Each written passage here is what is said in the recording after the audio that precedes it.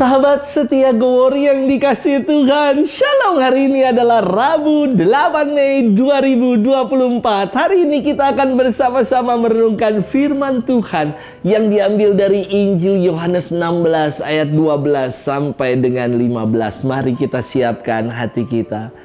Haleluya, haleluya, haleluya. Aku akan minta kepada Bapa dan Ia akan memberikan kepadamu seorang penolong yang lain, supaya Ia menyertai kamu selama-lamanya. Haleluya, haleluya, haleluya. Tuhan bersamamu dan bersama rohmu. Inilah Injil suci menurut Yohanes. Dimuliakanlah Tuhan.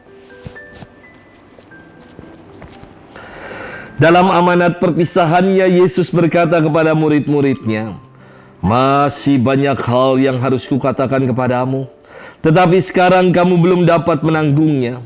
Tetapi apabila Ia datang, yaitu Roh kebenaran, Ia tidak akan berkata-kata dari dirinya sendiri, tetapi segala sesuatu yang didengarnya, itulah yang akan dikatakannya. Dan Ia akan memberitakan kepadamu hal-hal yang akan datang. Ia akan memuliakan aku, sebab Ia akan memberitakan kepadamu apa yang Dia terima daripadaku. Segala sesuatu yang Bapa punya adalah kepunyaanku.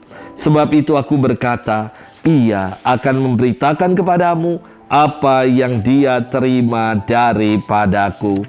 Demikianlah sabda Tuhan. Terpujilah Kristus. Sahabat setia Glory yang dikasihi Tuhan, Shalom. Ketika sekolah dasar, saya tuh paling menggemari yang namanya soal ujian pilihan ganda. Tetapi kalau pilihan ganda itu peluangnya kan masih 25%, A, B, C, D, E. Kalau E malah 20% ya.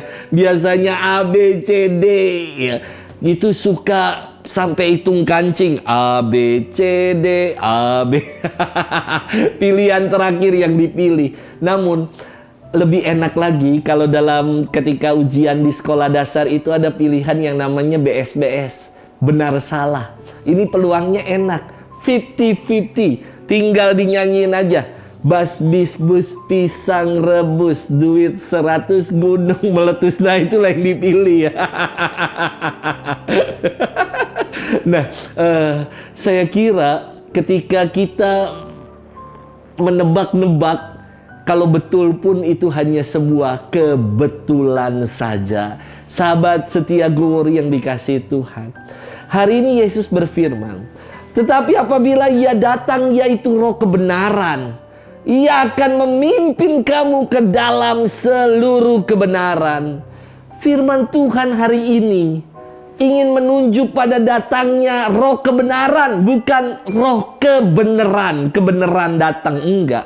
Tapi roh kebenaran, yakni turunnya Roh Kudus atas para rasul pada peristiwa Pentakosta. Roh kebenaran yang turun atas diri para murid membuat Petrus dan murid-murid lainnya membuka diri dari kurungan ketakutan, kecemasan, dan rasa khawatir sebagai pengikut Kristus. Mereka bersaksi akan Yesus yang bangkit, dan inilah istimewanya. Mereka bicara pakai bahasa sehari-hari mereka, yakni bahasa Aramaik.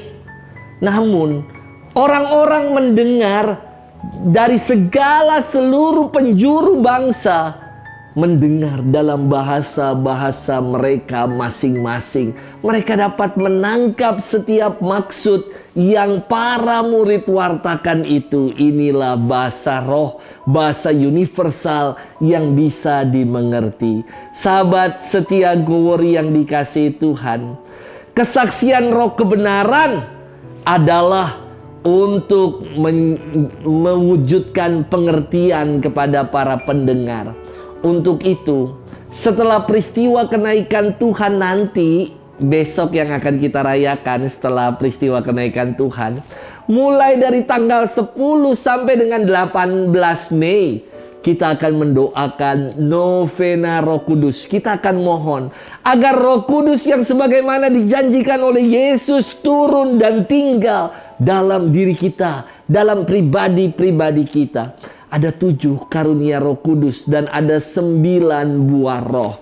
7 karunia Roh Kudus yang akan kita mohonkan adalah roh kebijaksanaan atau sapiensia, roh pengertian atau intelektus, roh nasihat atau konsilium, roh keperkasaan atau fortitude, roh pengenalan akan Allah, siensia, roh kesalehan, pietas, dan takut akan Allah atau timor domini.